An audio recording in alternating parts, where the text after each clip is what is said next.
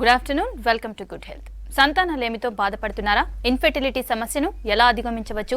Infertility సమస్యకు కారణాలేంటి? దీనికి ఎటువంటి చికిత్స అందుబాటులో ఉందో మనకు తెలియజేయడానికి ఫెర్టినరీ డాక్టర్ గ్రీష్మ గారు మనతో పాటు ఉన్నారు. వారిని అడిగి మరిన్ని విషయాలు తెలుసుకుందాం. High doctor, good afternoon. నమస్తే అండి, గుడ్ ఆఫ్టర్నూన్. ఎస్ డాక్టర్, ముందుగా చెప్పండి, అసలు ఇన్ఫెర్టిలిటీ ప్రాబ్లం ఉంది అని ఎప్పుడు పరిగణించాలి ఒక కపుల్? ఇప్పుడు మనం కపుల్ని చూసినట్టయితే ఇప్పుడు నెలసరి సరిగ్గానే వస్తుంది. అంటే ఏంటి అంటే మనకి రెగ్యులర్ సైకిల్స్ ఉన్నాయి. అంటే మనకి సైకిల్ లెంత్ అనేది 21 to 35 days ఉంది. అట్లాగే మనకి ఏజ్ కూడా ఇంపార్టెంట్ అనమాట.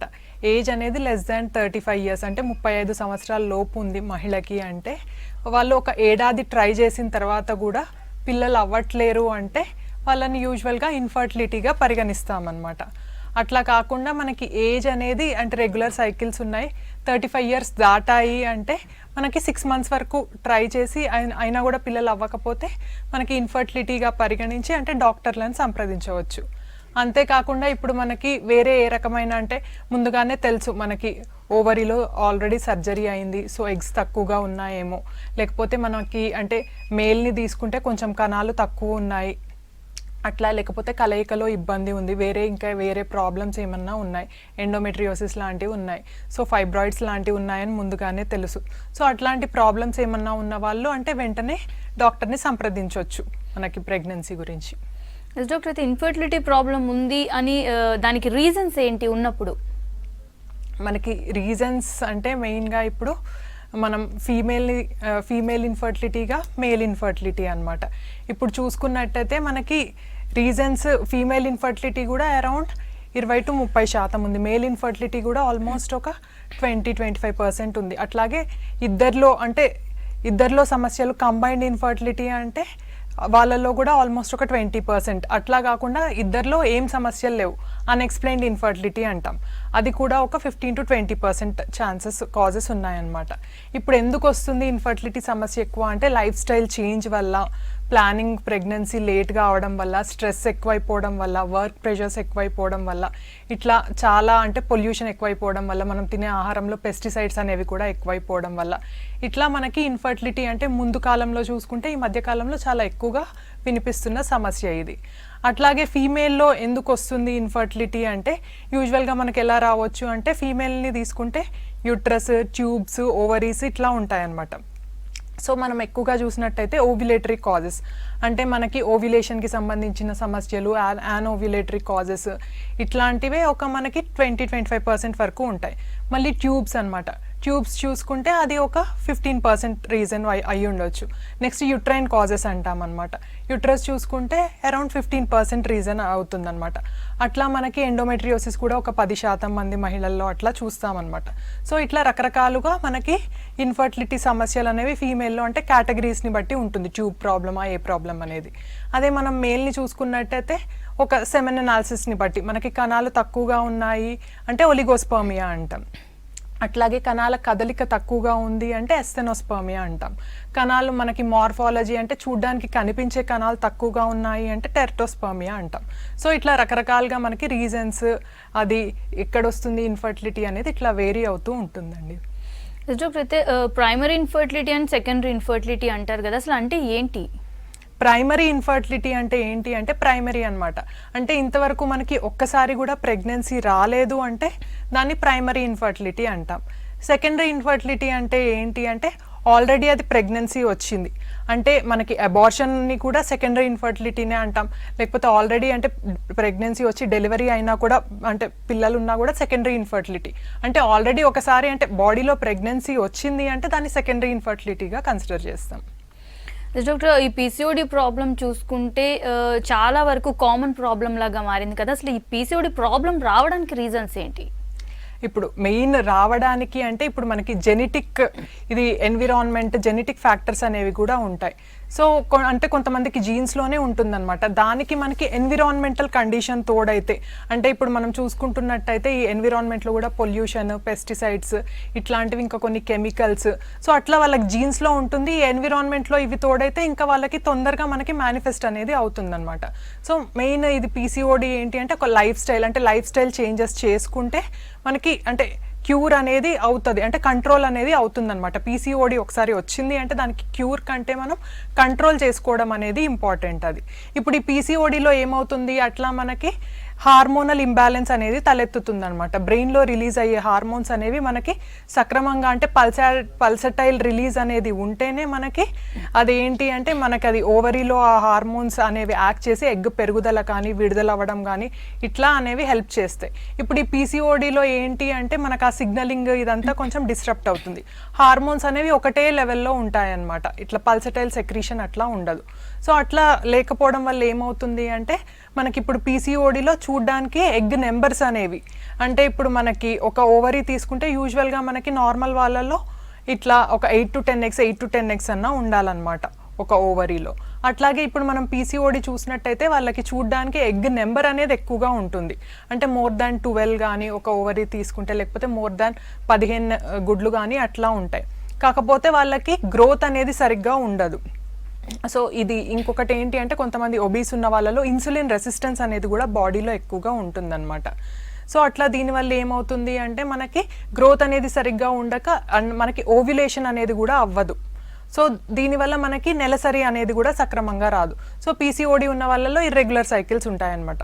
సో ఇదంతా ఒక సైకిల్, అంటే వాళ్ళల్లో ఓవ్యులేషన్ ప్రాబ్లం ఉంటుంది, మనకి సైకిల్స్ ప్రాబ్లం ఉంటుంది, ఇట్లా అన్నమాట. ఇంకా ఈ పీసీఓడి ఉన్న వాళ్ళలో ఏంటి అంటే మళ్ళీ లేటర్ పార్ట్లో షుగర్ వచ్చే అవకాశాలు, బీపీ వచ్చే అవకాశాలు ఇట్లా కూడా ఎక్కువగా ఉంటాయి అన్నమాట. మెటబాలిక్ సిండ్రోమ్స్ అంటాం.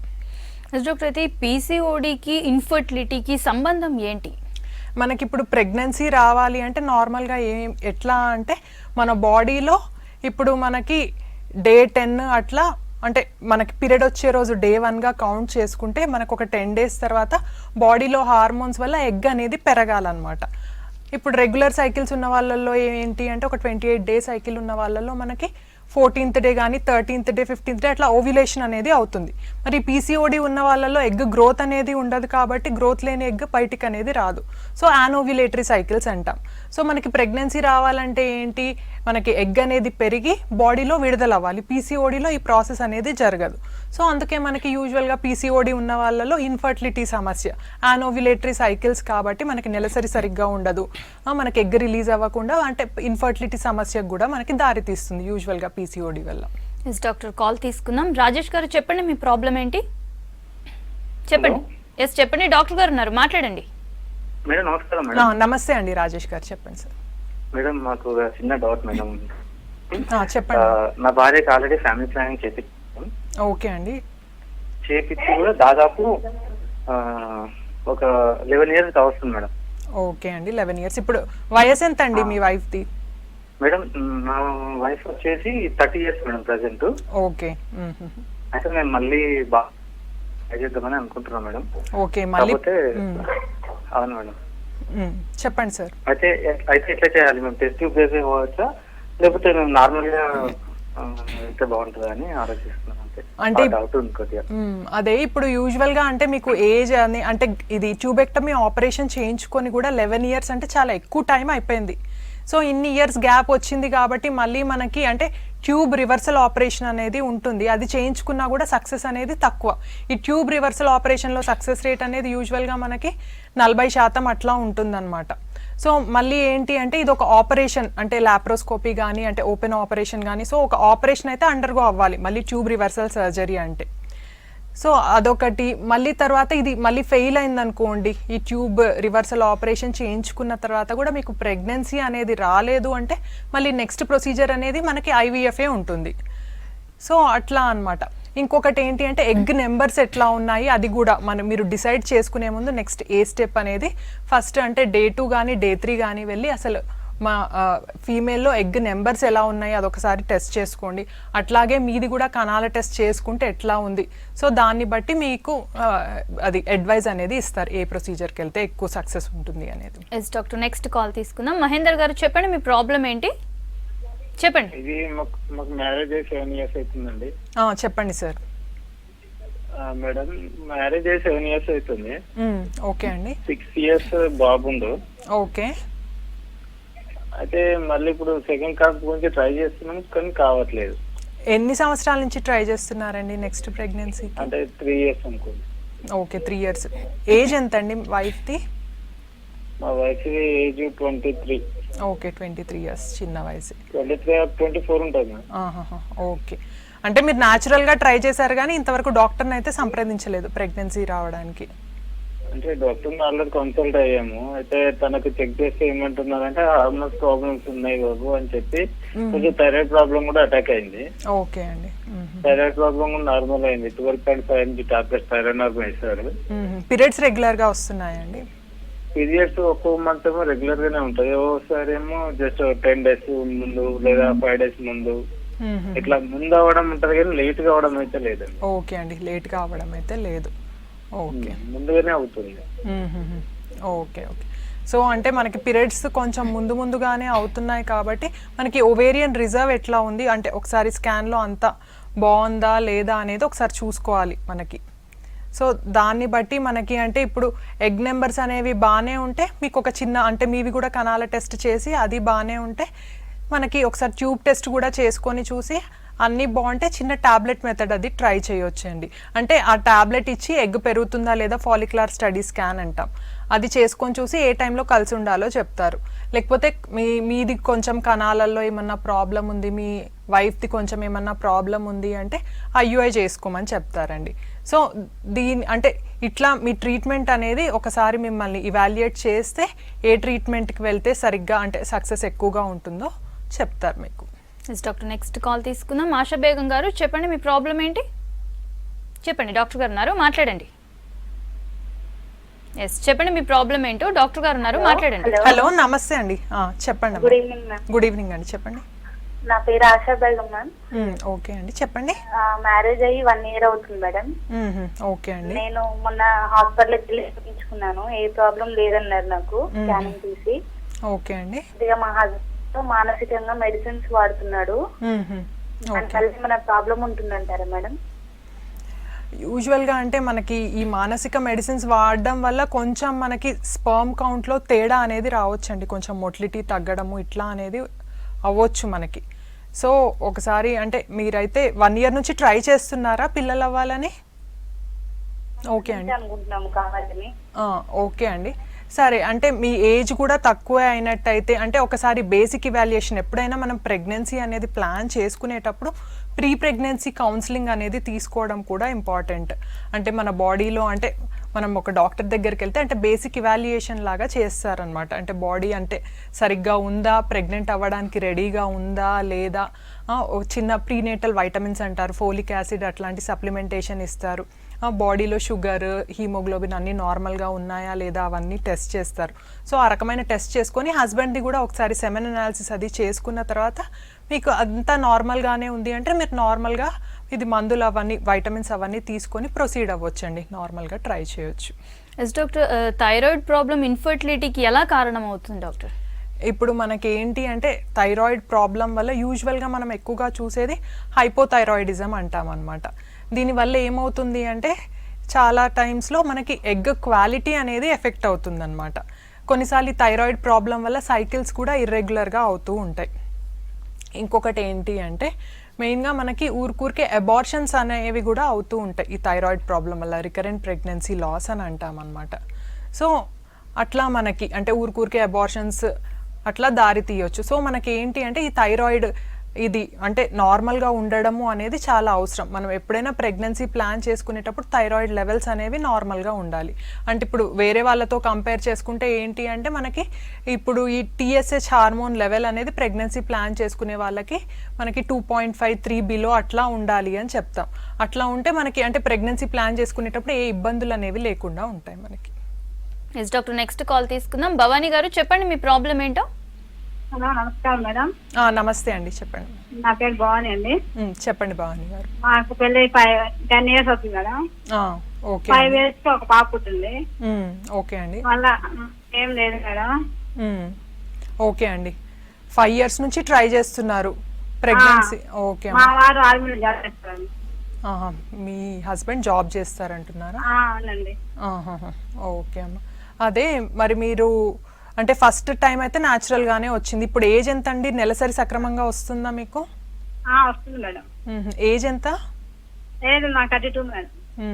ఓకే అండి. అంటే 32 ఇయర్స్ ఉన్నాయి అంటే కొన్నిసార్లు మనకి ఏంటి అంటే సెకండరీ ఇన్ఫర్టిలిటీలో ఒక్కొక్కసారి ఏమవ్వచ్చు అంటే ప్రెగ్నెన్సీ అందకపోవడానికి కారణం కొన్నిసార్లు ట్యూబ్స్లో కొంచెం చిన్నగా ఏదన్నా డెబ్రిస్ లాంటిది ఉన్నా మనం ఒకసారి ట్యూబ్ టెస్ట్ చేయించుకున్న తర్వాత కూడా మనకి యూజువల్గా ప్రెగ్నెన్సీ అందే అవకాశం ఎక్కువగా ఉంటుందన్నమాట. దాంతో పాటుగా మనకి అన్ఎక్స్ప్లెయిన్డ్ అంటే చాలా వరకు మనకి రీజన్ అనేది కనిపెట్టలేం. కొన్నిసార్లు ఏమవుతుంది అంటే ఫస్ట్ టైం ప్రెగ్నెన్సీ వచ్చినప్పుడు అప్పుడు ఏజ్ చిన్నగా ఉంటుంది, స్పర్మ్ క్వాలిటీ ఎగ్ క్వాలిటీ అన్నీ బాగుంటాయి కాబట్టి తొందరగా అందొచ్చు. ఆ తర్వాత మన లైఫ్ స్టైల్ హ్యాబిట్స్ వల్ల కానీ వేరే ఏ రకమైన రీజన్స్ వల్ల కానీ కొంచెం క్వాలిటీ అనేది తగ్గిపోతూ ఉండొచ్చు, ఎగ్ క్వాలిటీ కానీ స్పర్మ్ క్వాలిటీ కానీ. సో ఇట్లా కూడా మనకి ప్రెగ్నెన్సీ అందడం కష్టం అవ్వచ్చు అనమాట. సో మీరు ఒక అంటే డాక్టర్ దగ్గరికి వెళ్తే ఒక బేసిక్ ఇవాల్యుయేషన్ అయిన తర్వాత వాళ్ళు చెప్తారనమాట. అంటే ఐయుఐకి వెళ్తే బెటరా లేకపోతే ఓవ్యులేషన్ ఇండక్షన్ చిన్న ట్రీట్మెంట్ మెథడ్ ఏది బెటర్ అనేది డిసైడ్ చేస్తారు. ఎస్ డాక్టర్, నెక్స్ట్ కాల్ తీసుకుందాం. ప్రశాంతి గారు చెప్పండి, మీ ప్రాబ్లం ఏంటి చెప్పండి. నమస్తే మ్యామ్. నమస్తే అండి, చెప్పండి. మ్యామ్ నాకు మిస్డ్ మిస్కారేజ్ అయింది ma'am. Okay 7 weeks 6 days 7 months 7 weeks 6 days కి. ఓకే అండి.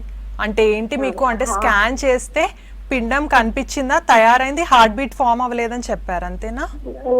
నో హార్ట్ బీట్ అన్నారు madam. Okay. MBA type of abortion చేశారు. ఓకే అండి. 3 months రెస్ట్ లో ఉండమన్నారు మ్యామ్. తర్వాత ఎప్పుడు మేము డాక్టర్ ని కలవాలా, ఎలాంటి టెస్టులు చేయించుకోవాలి? అబార్షన్ ఎప్పుడైందమ్మా? 3 months బిఫోర్ అయింది మ్యామ్. ఓకే, 3 months బిఫోర్ అయ్యింది అంటే ఇప్పుడు మీకు అంటే బాడీ అంటే వేరే ఏ మెడికల్ కండిషన్ లేకపోతే క్రానిక్ మెడికల్ కండిషన్ అంటే షుగర్, బీపీ, థైరాయిడ్ ఇట్లాంటివి ఏవి లేకపోతే అంటే ఎలర్జీస్ ఇట్లాంటివి ఏమీ లేకపోతే మీరు నార్మల్గా అనేది అంటే ఫోలిక్ యాసిడ్ మీద అయితే ఫోలిక్ యాసిడ్ సప్లిమెంటేషన్ అనేది అయితే కంపల్సరీ తీసుకోండి. ఒక అంటే మనకి ప్రెగ్నెన్సీ ప్లాన్ చేసుకునేటప్పుడు ఫోలిక్ యాసిడ్ అనేది మనం కనీసం ఒక 3 months అన్న ఏంటి అంటే అది న్యూరల్ ట్యూబ్ డిఫెక్ట్స్ అనమాట. అంటే బేబీలో నర్వస్ సిస్టమ్ డిఫెక్ట్స్ అనేది రాకుండా ఉండడానికి హెల్ప్ చేస్తుంది అనమాట. సో ఫోలిక్ యాసిడ్ టాబ్లెట్స్ అవి స్టార్ట్ చేసేయండి. యూజువల్గా మీరు అంటే మీవి నెలసరి సక్రమంగా ఉన్నట్టయితే ఫర్టైల్ పీరియడ్ అనేది ట్రై చేయండి అమ్మ. అంటే ఎప్పుడైనా ఫర్టిలిటీ మ్యాక్సిమం ఉన్న డేస్లో కలిస్తే ప్రెగ్నెన్సీ వచ్చే అవకాశాలు ఎక్కువగా ఉంటాయి మీకు. ఎస్ డాక్టర్, నెక్స్ట్ కాల్ తీసుకుందాం. ప్రవళిక గారు చెప్పండి, మీ ప్రాబ్లం ఏంటి? గుడ్ ఈవినింగ్ అండి. గుడ్ ఈవినింగ్ అండి, చెప్పండి అమ్మా.